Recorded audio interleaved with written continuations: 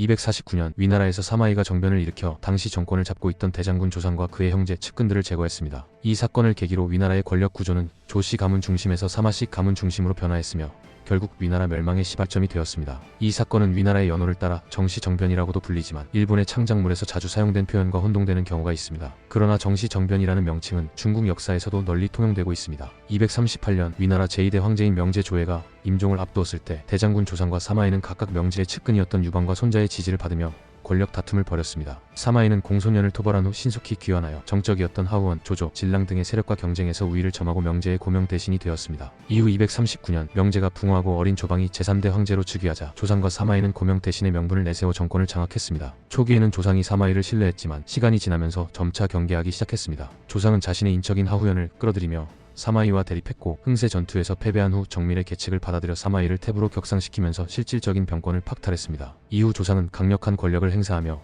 자신의 측근들을 중용했습니다. 조상은 사치와 낭비를 일삼았으며 500여 명의 빈객을 거느리며 세력을 키웠습니다. 특히 한, 등양, 정밀, 이승, 필계 등이 그의 측근으로 활동하며 조정을 장악했습니다. 조상은 이들에게 상서 등의 요직을 맡겼으며 군권도 동생인 조이, 조훈, 조원 등에게 분배하여 각각 3,000명의 어림군을 거느리게 했습니다. 이들은 황궁을 자유롭게 드나들며 조상의 권력을 더욱 공고히 했습니다. 249년 위나라에서 조상이 권력을 남용하며 전횡을 일삼자 이에 대한 반발이 점차 커지기 시작했습니다. 조상의 측근이었던 정밀과 필계는 끊임없이 사마이를 경계해야 한다고 조언했으며 이에 따라 조상의 사마이에 대한 의심은 더욱 깊어졌습니다. 이를 감지한 사마이는 아내 장춘하가 세상을 떠난 후 정치 일선에서 물러난 듯 행동하며 두문불출하고 마치 병이 심해 정신이 나간 것처럼 연기했습니다. 젊은 시절 조조를 속이기 위해 꾀병을 부렸던 경험이 있었던 사마이는 같은 전략을 다시 사용했고 결과적으로 이 연기는 완벽하게 성공했습니다. 당시 형주자사로 임명되어 하던 조상 측근 이승은 사마이의 저택을 방문했다가 그의 모습을 직접 보게 되었습니다. 사마이가 병색이 완연한 모습을 보이자 이승은 이를 사실로 여기며 탄식했습니다. 그는 눈물을 흘리며 지금 황제께서 아직 어린데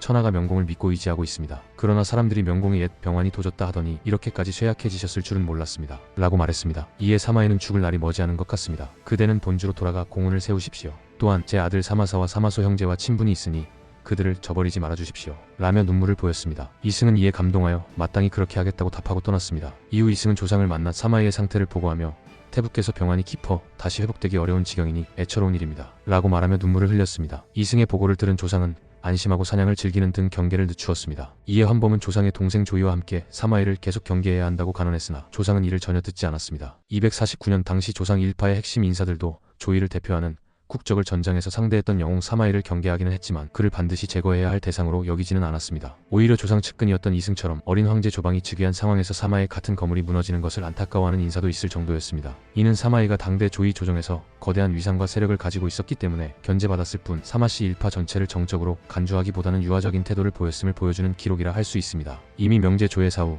사마씨 가문은 군권, 재정권, 인사권을 장악하고 있었으며 조상의 최측근이었던 하는 차기 사마씨 가문의 수장인 사마사 및 하우연과 가까운 관계를 유지하고 있었습니다. 이는 조상 정권이 인사 문제에서 유연함을 보였음을 시사합니다. 조상과 사마이가 대립하긴 했지만 당시 사마이는 이승의 눈에 언제 죽을지 모르는 병든 노인처럼 보였으며 이미 명예직으로 물러나 있던 터라 조상 정권은 사마이를 정치적 위협보다는 뒷방 늙은이로 취급하는 수준에서 멈추었습니다. 한편 조씨 종친이었던 조경은 귀족들의 전횡과 황족 권력의 한계를 지적하며 이를 개선할 것을 주장했으나 조상은 이를 듣지 않았습니다. 결국 조경이 상소를 올린 지 6년 후 조씨 가문은 정권을 완전히 상실하게 됩니다. 조상 정권의 핵심 실세 중 한 명이었던 등양은 인재를 등용하는 과정에서 뇌물을 공공연히 받았으며 심지어 장애라는 인물에게서 그의 부친의 첩까지 받는 일이 있었습니다. 또한 조상 정권에 반대했던 규태를 무거운 형벌에 처했고 사막이라는 인물이 이를 비판하며 미친 짓이라고 강하게 반대했지만 결국 겁에 질려 1년 만에 숨을 거두고 말았습니다. 필계 역시 왜곡된 상소를 올려 노육을 관직에서 쫓아냈습니다. 이들 가운데에서도 특히 정밀의 전횡이 심했으며 그는 여러 차례 탄핵당하고 비판을 받았지만 조상 정권의 핵심 인물이었기에 별다른 처벌을 받지 않았습니다. 당시 조정에서는 조상 정권을 풍자하는 방서가 나돌았으며 그 중에는 다음과 같은 내용이 포함되어 있었습니다. 대각안에게 3마리가 있다. 2마리가 물어뜯으려 덤비면 당할 수 없고 한 마리는 묵을 믿고 전황을 만들어낸다. 여기서 개 3마리는 한, 등양, 정밀을 의미하며 묵은 조상의 어릴 적 이름을 가리킵니다. 즉 이들은 권력을 남용하며 조정을 어지럽혔고 그 중에서도 정밀이 가장 극심하게 횡포를 부렸다는 뜻이었습니다. 이러한 조상의 월권과 측근들의 전횡에 대한 불만이 커지면서 제하에서도 조상의 명망이 급격히 추락했습니다. 대표적으로 양호는 조상의 초빙을 거절했으며 벼슬에 있던 중림 7연 중 한 명인 완적은 칭병을 이유로 벼슬을 내려놓았습니다. 또한 248년 12월 28일에는 점술가 관로가 하한과 등양에게 몰락을 예언했지만 이들은 이를 늙은이의 헛소리라며 무시했습니다. 결국 사마이가 정변을 일으켰을 때 태위 장제, 고유를 비롯한 노대신들과 명문가 출신 진태 등 여러 관료들이 사마씨를 지지하게 된 배경도 이러한 정치적 혼란과 조상 정권에 대한 불신에서 비롯된 것으로 보입니다. 조상 정권의 구상은 하한을 중심으로 정권을 운영하면서 사마사와 하후연이 이를 보좌하는 형태였습니다. 하한과 하후연은 현학을 통해 학계까지 장악하고 있었으며 사마사는 하한 및 하후연과 긴밀한 관계를 유지하고 있었습니다. 그러나 사마소는 정변이 일어나기 전날까지도 상황을 제대로 파악하지 못하고 당황했으며 훗날에는 평소답지 않게 형 사마사에게 하후연을 살려줄 것을 간청하기도 했습니다. 이러한 정국 속에서 사마이는 시대의 흐름을 후대에 맡기고 정치에서 물러날 수도 있었지만 결국 조상 일파와 협력하는 차남 사마소의 길이 아닌 오랫동안 야심을 품고 있던 장남 사마사의 길을 선택하며 코평릉 사변을 단행하게 됩니다. 조상 정권의 횡포가 실제로 심각했는지 아니면 후대에 과장된 것인지에 대해서는 여러 해석이 존재합니다. 일부에서는 조상과 끝측근들이 당시 호족들의 이익을 침해하는 개혁을 시도했거나 실행했기 때문에 반발을 초래했으며 그 과정에서 조상 정권이 지나치게 부정적으로 묘사되었다는 시각도 있습니다. 또한 훗날 중국 대륙을 통일한 것은 사마씨 가문의 서진이었기 때문에 사마이가 조상 정권을 몰아내고 권력을 장악한 코평릉 사변을 정당화하기 위해 조상 정권의 무능과 횡포를 강조하는 것이 필연적이었다는 분석도 가능합니다. 적어도 하후연의 경우 도간고가법을 도입하여 관리들의 재능과 자질을 공정하게 평가하려 했으며 이는 무제조조가 시행했던 유제시거의 기풍을 되살리는 시도였다는 점에서 일정한 의미가 있습니다. 또한 그는 사마이에게 구품관인법의 개혁을 권유하기도 했지만 사마이는 이를 거절했습니다. 물론 당시 위나라의 상황에서 이러한 개혁이 실현 가능했는지는 확실하지 않지만 하후연이 일정 수준의 개혁적 비전을 가지고 있었던 것은 사실로 보입니다. 정사 삼국지와 그 주석에서는 조상 정권을 거의 패정으로 묘사하고 있지만 일부 기록을 살펴보면 꼭 그렇지만은 않다는 점도 드러납니다. 예를 들어 세어에서는 하후연이 중호군 시절에 임용한 인재들 중에서 훌륭한 인물들이 많았다고 평가하고 있으며 위락에서는 조상 정권의 핵심 인사였던 이승에 대해 이승이 관직에 있을 때 직무에 적합하지 않다는 평가를 받은 적이 없었다라고 기록하고 있습니다. 이 내용은 진서부연전에 등장하는 하한이 인재를 선발하는 과정에서 성공적이었으며 이승 또한 직무를 충실히 수행했다는 기록과도 일맥상통합니다. 물론 위락에서는 등양의 개입으로 인해 하한의 인재 선발이 실패했다는 기록도 있지만 이는 조상 정권 내에서도 긍정적인 인물과 부정적인 인물이 혼재되어 있었음을 의미합니다. 또한 정사 삼국지 조진전에 인용된 위락의 또 다른 기록에서는 조상이 하한을 발탁한 과정을 설명하며 하한이 선발과 인재 등용에서 중요한 역할을 했다고 인정하고 있습니다. 그러나 이러한 기록들을 근거로 조상 정권이 본래 훌륭했으나 사마씨 정권에 의해 왜곡되었다고 단정 짓기는 어렵습니다. 사마씨 가문이 집권한 이후 서진시대의 기록들이 사마씨 정권의 정당성을 강화하기 위해 조상 정권을 폄하했을 가능성은 충분히 고려해야 합니다. 실제로 정사 삼국지는 서진의 관리였던 진수에 의해 집필되었으며 서진 정권의 승리자 관점에서 기록된 자료들이 반영되었을 수 있습니다. 하지만 당시 조상 정권의 패정이 후대 서진 왕조에 의해 완전히 날조된 것이라고 보기는 어렵습니다. 정사 삼국지뿐만 아니라 관련 없는 여러 사료에서도 조상 정권의 부패와 무능을 지적하고 있으며 동시에 일부 긍정적인 평가 또한 존재하고 있습니다. 또한 하후연이 내놓은 개혁안이 호족들의 강한 반발에 부딪혔다는 점을 고려하면 조상 정권이 기존의 호족 체제를 직접적으로 건드리는 시도를 했을 가능성도 있습니다. 더 나아가 진서는 당나라 태종 시기에 집필되었으며 자료 수집에서 앞선 기록들보다 한계가 있었고 일부 오류가 많다는 평가를 받기도 합니다. 따라서 당시의 상황을 보다 정확하게 판단하려면 보다 객관적인 역사적 사료가 추가로 발굴되어야 합니다. 결국 조상 정권의 평가에 대해서는 사료의 한계를 인정한 상태에서 긍정적인 측면과 부정적인 측면을 모두 고려해야 하며 어느 한쪽의 관점만으로 단정 지을 수 없는 폭합적인 요소들이 존재한다고 볼 수 있습니다. 정시 10년 정월 가보일 조상이 황제 조방을 모시고 동생 조이, 조은과 함께 조예의 무덤인 코평릉을 참배하러 떠나자 사마이는 이 기회를 이용해 정변을 일으켰습니다. 사마이는 아들 사마사, 사마소와 함께 신복 장수들을 동원하고 사마사가 비밀리에 양성한 사병 3천여 명을 투입해 수도 낙양에서 거사를 단행했습니다. 사마이는 사도 고유에게 대장군직을 맡겨 조상의 진지를 장악하도록 했으며 태복 왕관에게는 중령군직을 맡겨 조이의 진지를 점령하게 했습니다. 자신은 명제 조예의 황후였던 곽태우를 찾아가 태위 장제와 상서령 사마부에게 조상의 실정을 알리는 표문을 작성하도록 했습니다. 조상은 낙양 주둔군의 진체를 모두 낙양성 안으로 배치해 놓았는데 이로 인해 낙양성이 사마이의 손에 넘어가자 조상의 군대는 고립되었습니다. 조씨 형제들이 모두 낙양성 밖에 있었던 탓에 조씨 세력의 병사들과 장교들은 제대로 대처하지 못했고 사마이는 최소한 이들 군대가 조상 형제의 명령을 받지 못하도록 만들었습니다. 조상의 측근이었던 수문장 엄세는 궁수들을 이끌고 사마이를 공격하려 했으나 편장 손겸의 설득으로 이를 중단했습니다. 조상의 부하였던 사마노지는 참군 신창과 상의한 후 누이 신원영과 함께 황제 조방을 찾아갔습니다. 한편 사마이는 대산홍 환범을 중령군으로 불러들이려 했으나 환범은 처음에는 이를 받아들이려다가 아들의 조언을 듣고 황제가 있는 조상 측에 붙는 것이 유리하다고 판단했습니다. 이에 따라 그는 부하 사번을 따돌리고 간신히 낙양성을 빠져나갔습니다. 사마이는 허윤과 진태를 통해 조상에게 항복하면 병권만 거두고 위해를 가하지 않겠다는 뜻을 전하도록 했으며 전중교이 윤대목에게도 같은 명령을 내렸습니다. 조상은 급보를 받고 낙양성 내에 있는 가족들의 안전을 걱정하며 고민했습니다. 이에 환범과 주부 양종은 군사를 일으켜 천자조방과 함께 허창으로 이동해 사마이를 무찌르자는 강경책을 주장했습니다. 특히 환범은 조상에게 황제를 이용해 허창으로 가서 외부의 지원군을 불러들이고 항전할 것을 적극 권유했습니다. 그러나 조상은 이미 두려움에 사로잡혀 있었고 낙양성에 남아있는 가족들의 안전을 걱정하며 이를 거부했습니다. 환범은 조이에게도 조씨 가문이 멸망할 것이니 결단을 내려야 한다고 촉구했지만 조이 역시 이를 받아들이지 않았습니다. 환범은 재차 조이에게 그의 직속 별군과 낙양 전농이 성 밖에 있어 활용할 수 있으며 허창으로 이동하면 무기와 군량도 확보할 수 있다고 설득했으나 조이는 끝까지 움직이지 않았습니다. 당시 사마이의 영향력은 겨우 낙양 주변에 국한되어 있었고 훗날 사마시 정권의 반기를 든 세력들이 존재했던 점을 고려하면 조상이 비록 무능했더라도 대장군이라는 직위를 이용해 허창으로 가서 황제 조방을 앞세워 사마이를 역적으로 선포하고 지지 세력을 결집했다면 판세가 뒤집힐 가능성도 있었습니다. 그러나 조상은 허윤과 진태, 윤대목이 연이어 설득하자 끝내 싸우지 않고 병권을 넘기기로 결정했습니다. 조상은 병권을 넘기기로 하며 이렇게 말했습니다. 나는 별로 잃을 것이 없으니 부가옹으로 살면 된다. 이 말을 들은 환범은 하늘을 바라보며 통곡하며 외쳤습니다. 조자다는 훌륭한 인물이었으나 당신이 낳은 자식들은 개새끼나 송아지에 불과할 뿐입니다. 어쩌다 오늘날 당신의 자식들에게 연좌되어 일족이 멸망하게 된 것입니까? 조상이 대장군의 인수를 허윤과 진태에게 넘기자 조씨 군사들은 모두 흩어졌고 몇몇 관료들만이 남아 사마이에게 투항했습니다. 사마이는 이들을 저택에 감금하며 정변을 마무리했습니다. 정변이 어느 정도 진정된 후 사마이는 환관장당을 고문하여 조상 일당이 반역을 꾀했다는 증언을 받아냈습니다. 이를 근거로 조상의 측근 6명을 옥에 가두었으며 조상과 그의 세 형제를 포함한 가족과 일당을 모두 처형하고 재산을 몰수하여 국고로 귀속시킴으로써 후환을 철저히 차단했습니다. 또한 조상의 정변을 도운 환범 역시 일족이 몰살당했습니다. 다만 조상의 종제 조문숙의 아내 하후영녀만이 살아남아 양자를 들여 조씨 가문의 대를 이었습니다. 이후 사마에는 태위 장제의 건의를 받아들여 노지와 신창을 폭직시키며 민심을 안정시키려 했습니다. 조상의 죄를 다스릴 때 사마이는 하한을 곁에 두고 그의 반응을 지켜보았습니다. 하한은 살고자 하는 마음에 다른 사람들을 비난하며 자신만이라도 살려달라고 애원했습니다. 이에 사마이는 하한에게 말했습니다. 죄인은 모두 8족입니다. 하한은 필사적으로 살기 위해 정밀, 등양 등 7가문을 거론하며 자신을 제외한 이들이 포함된다고 주장했습니다. 그러나 사마이는 이에 대해 아직 부족하오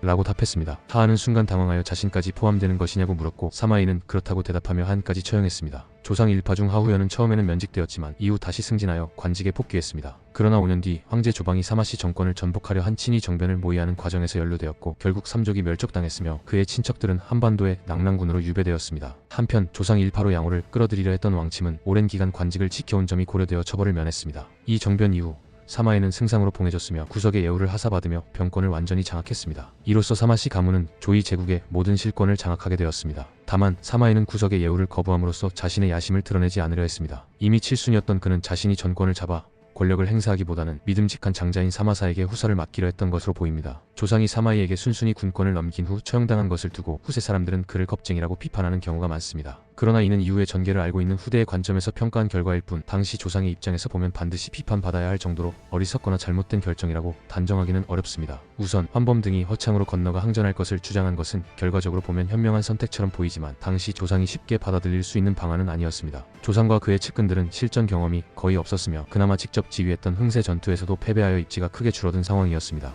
반면 사마이는 제갈량의 북벌 당시 직접 맞서 싸운 경험이 있는 위나라 최고의 명장이었습니다. 조상이 사마이를 두려워하는 것은 어쩌면 당연한 일이었으며 그가 허창으로 이동하더라도 사마이가 이에 대한 대비책을 갖추고 있을 것이라는 점을 예상하는 것도 합리적인 판단이었습니다. 또한 조상의 가족들은 낙양에 남아있었기 때문에 조상이 무작정 허창으로 향하는 것도 쉽지 않았습니다. 환범 등은 허창의 병력이 충분하고 이후 사마씨가 정권을 잡자 반발한 세력이 적지 않았다는 점을 들어 조상이 반격할 가능성이 충분했다고 주장했지만 이는 후세에 밝혀진 결과론적인 분석일 뿐입니다. 당시 두려움에 휩싸여 있던 조상과 그의 측근들에게는 이러한 가능성이 현실적으로 와닿지 않았을 것입니다. 더욱이 만약 조상이 내전을 일으켰다면 촉한과 동호가 이를 기회 삼아 위나라를 공격할 가능성도 매우 높았기 때문에 이를 고려하면 조상이 내전을 피하려 한 것도 이해할 만한 선택이었습니다. 조상 일파의 군사적 역량이 매우 부족했다는 점도 중요한 요소였습니다. 환범이 전략가로서 뛰어난 인물이었지만 결국 무관이 아니었고 직접 전장을 지휘할 능력은 제한적이었습니다. 조상이 만약 사마이에게 저항했다가 패배할 경우 단순한 정치적 실패가 아니라 사마이의 입장에서 그를 반역자로 몰아 처형할 명분이 더욱 강해졌을 것입니다. 싸움에서 패배한 후 투항하는 것보다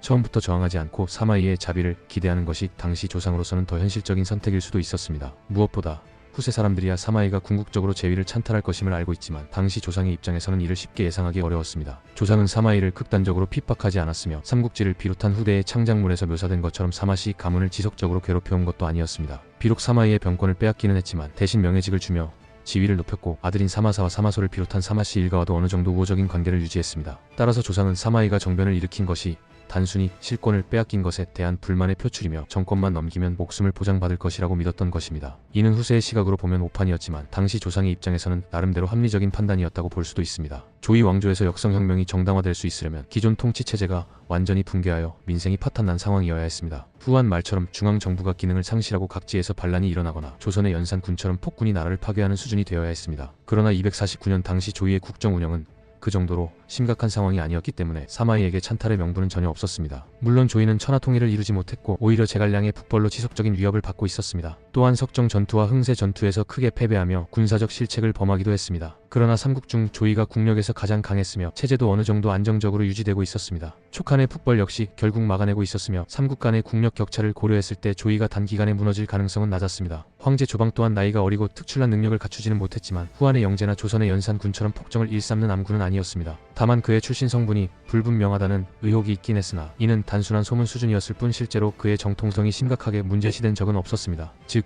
체제 자체가 붕괴되거나 황제가 심각한 실정을 저지른 것도 아니었으므로 사마이가 정당한 명분 없이 반역을 감행하기는 어려운 상황이었습니다. 이런 점에서 볼 때 조상이 사마이에게 소가 군권을 넘긴 것은 결코 비합리적인 판단이 아니었습니다. 사마이는 명분을 중시하는 청류파 출신이었고 제1대 황제 문제 조비와 제2대 황제 명제 조야에게 총애를 받았던 인물이었습니다. 따라서 당시 사람들은 사마이가 단순한 권력 욕심 때문에 찬탈을 시도하지는 않을 것이라고 기대하는 것이 상식적인 판단이었습니다. 실제로 훗날 사마시 가문이 조이를 대신하여 서진을 세울 때도 명분을 확보하기 위해 삼국 통일을 서둘러야 했습니다. 그럼에도 불구하고 선양의 명분이 너무 부족했던 탓에 서진은 건국 초기부터 정통성을 인정받지 못하고 혼란에 빠졌습니다. 더욱이 사마이는 조상 일당이 원로 공신을 핍박하고 황제를 잘못 보좌하며 국정을 어지럽혔다는 명분을 내세워 정변을 일으켰습니다. 그러나 정변의 주모자로 지목된 조상과 그 측근들은 어떠한 저항도 하지 않고 순순히 병권을 넘기며 항복했습니다. 객관적으로 보았을 때 조상 일파는 후한 말 동탁, 이각, 곽사처럼 극악무도한 행위를 저지른 것도 아니었습니다. 만약 사마이가 정말로 명분을 지키려 했다면 훗날 당나라 초기의 현무문의 변과 같은 방식으로 조상과 핵심 측근 몇 명만 숙청하고 나머지 세력은 포용하는 것이 일반적인 정치적 선택이었을 것입니다. 설령 숙청이 불가피하더라도 삼족을 멸하는 등의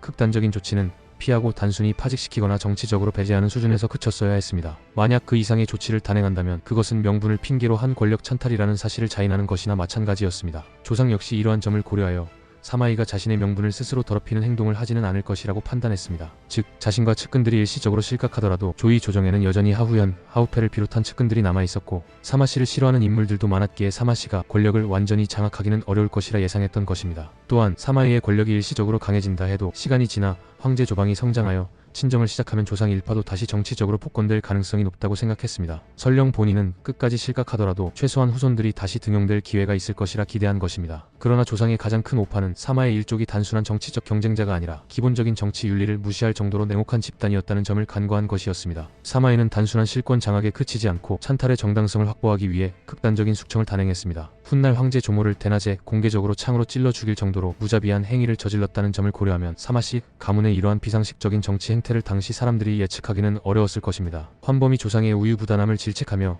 분노한 것도 사마씨 가문의 본질을 간파했기 때문이었습니다. 그러나 당시 위나라 조정 내에서는 사마씨가 그렇게까지 극단적인 행동을 할 것이라고 예상한 사람은 많지 않았던 것으로 보입니다. 결국 조상은 사마이가 정치적 명분을 지킬 것이라는 상식적인 기대를 가졌고 이는 그의 생애 최악의 실수가 되었습니다. 코병릉 사변이 일어난 지 2년 후인 가평 3년 수춘3반의 첫 번째 사건인 왕릉의 난이 발생했습니다. 왕릉은 초왕 조표를 옹립하고 사마이에 대항했지만 결국 패배하여 사망했고 사마이는 이후 조씨 황족들을 업으로 이주시켜 철저히 감시했습니다. 일반적으로 이 반란은 이후 벌어진 반사마씨 세력의 저항과 연결되어 평가되지만 당시 상황만 놓고 보면 결국 큰 영향을 미치지 못한 찻전 속의 태풍으로 끝났습니다. 그러나 조조 시대부터 사마이와 함께했던 오랜 동료이자 태위직까지 맡았던 왕릉이 등을 돌리고 반란을 일으켰다는 사실은 사마이에게 큰 심리적 충격을 주었고 이 사건이 벌어진 지 4개월 후 그는 세상을 떠났습니다. 사마이가 사망하자 그의 장남 사마사가 무군대 장군으로 임명되며 조이 조정의 실권을 이어받았습니다. 무군대 장군이라는 직위는 본래 문제 조비가 사마이에게 하사하며 그를 정치 무대의 전면으로 끌어올린 상징적인 직책이었으나 사마사의 입지는 그의 아버지와는 전혀 다른 상황이었습니다. 과거 사마이가 조이 조정에서 활동할 당시에는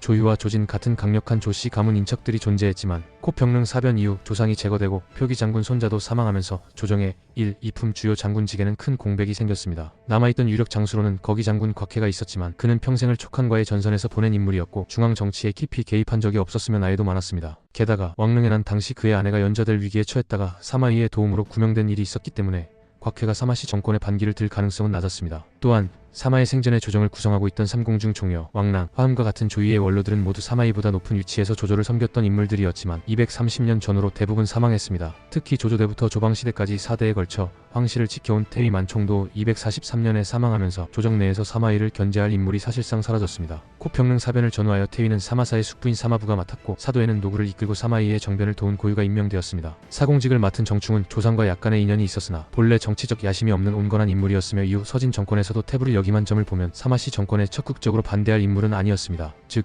조위 조정의 핵심 요직들이 사실상 사마씨 가문의 세력으로 채워지면서 사마사에게 제동을 걸 인물이 없는 상황이었습니다. 무엇보다도 황실 자체의 기반이 크게 약화되었습니다. 문제 조비와 명제 조에는 유방과 손자 같은 강력한 실권자들을 중서감과 중서령으로 두어 황제가 직접 국정을 운영하는 체제를 구축했습니다. 이러한 중서체계는 명제 조의 시절에 절정을 이루었으나 그가 붕어한 후 어린 황제 조방이 즉위하면서 조상과 사마이가 고명 대신으로 실권을 장악하며 급격히 쇠퇴했습니다. 조방의 나이가 들어가면서 중서체계가 다시 강화될 가능성도 있었지만 코평릉 사변 이후 중서의 역할을 담당할 원로들이 대부분 연로하여 얼마 지나지 않아 모두 사망했습니다. 코평릉 사변 당시 조방은 12세였고 사마의 사망 후인 251년에는 20세가 되었습니다. 이제는 친정을 시작할 나이가 되었고 조위 조정을 장악할 가능성이 충분한 시기였습니다. 그러나 현실적으로 조위는 여전히 사마의 섭정 체제에서 벗어나지 못했고 오히려 더 젊고 정치적 야심이 강한 사마사에게 권력이 그대로 승계되었습니다. 황제가 직접 정치를 주도하려면 그를 보좌할 수족이 되어줄 중서 체계가 제대로 작동해야 했으나 이미 조상 시절에 그 체계가 무너진 이후 다시 회복되지 못했습니다. 조방이 친정을 추진하려 해도 그의 정치적 기반이 지나치게 취약한 상황이었으며 실질적으로 사마사에 의해 모든 정권이 운영되는 구조가 굳어졌습니다. 이러한 흐름 속에서 조방은 점차 사마씨 정권의 꼭두각시가 되어갔고 황실의 권위는 점점 더 약화되었습니다. 결국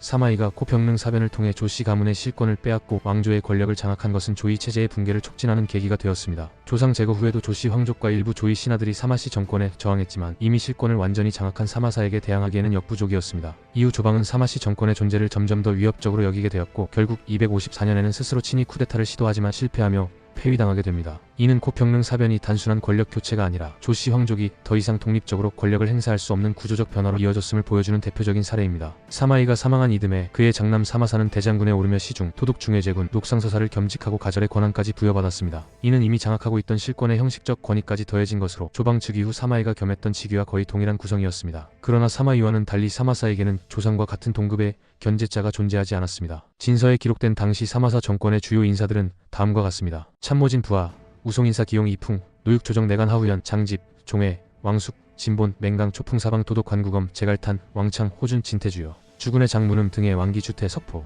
이 명단은 훗날 사마씨의 찬탈을 둘러싼 투쟁에서 핵심적인 역할을 하게 될 인물들의 목록이기도 합니다. 현대의 우리는 이들 중 누가 사마씨 정권을 배반할지 알고 있지만 당대에도 이 명단이 발표되었을 때 불안한 기류가 감지되었습니다. 그 이유는 사마사 정권의 주요 인사들 중 상당수가 과거 조상과 가까운 인물들이었기 때문입니다. 예를 들어 조상의 측근이자 내각의 핵심 인물이었던 하후연이 사마사의 내각에 포함되었으며 문음 역시 조상의 덕을 많이 본 인물이었습니다. 제갈탄 또한 명제 조의 시절 실각했다가 조상 일파인 등양과 하후연과의 친분 덕분에 정계에 복귀한 사례였습니다. 이풍은 조상과 사마씨 사이에서 기회주의적으로 행동했던 인물이었지만 코평릉 사변 당시의 태도를 보면 조상 쪽에 더 가까웠던 것으로 보입니다. 이처럼 조상을 제거하고 정권을 장악한 사마씨 정권의 조상의 잔재가 강하게 남아있는 이유는 사마이가 코평릉 사변 이후 곧바로 대대적인 숙청을 진행하지 않았기 때문입니다. 사마이가 정변을 일으킨 후 가장 우려했던 것은 제2의 이각곽사의 난이 벌어지는 것이었습니다. 반세기 전 왕유는 동탁을 제거하고 후한 조정을 정상화하려 했지만 동탁의 잔당을 제대로 무마하지 못하는 바람에 이각과 곽사가 반란을 일으키면서 결국 장안 조정이 무너졌습니다. 사마이는 왕윤과 같은 실수를 반복하지 않기 위해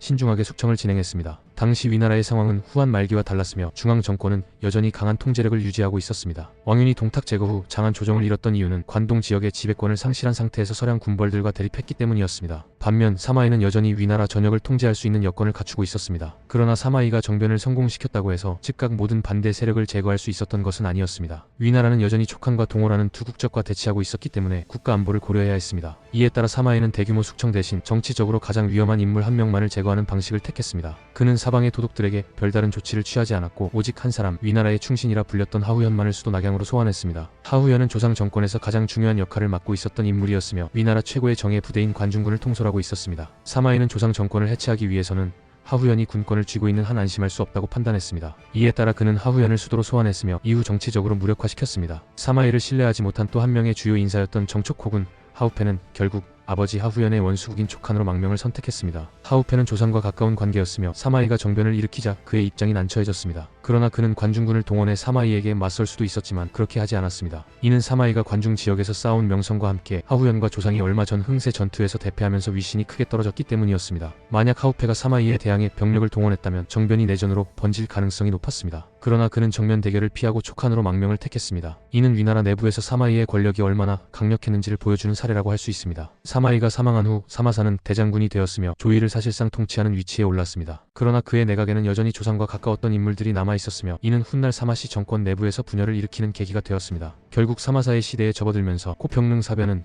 단순한 권력 교체가 아니라 위나라의 체제 자체를 바꾸는 찬탈의 출발점이었다는 점이 분명해졌습니다. 이후 사마시 정권은 점점 더 강압적인 통치를 이어갔으며 이에 반발하는 세력들이 하나둘씩 등장하기 시작했습니다. 이 과정에서 왕릉의 난, 관구검과 제갈탄의 반란 등 크고 작은 저항이 계속되었으며 이는 결국 사마시 가문이 황제를 폐위하는 단계까지 나아가게 만들었습니다. 코평릉 사변이 단순한 정변이 아니라 조씨 황족의 몰락과 사마시의 찬탈이라는 거대한 역사적 흐름을 만든 사건이었다는 점이 점점 더 분명해졌던 것입니다. 영상을 시청해주셔서 감사합니다. 구독과 좋아요 부탁드립니다.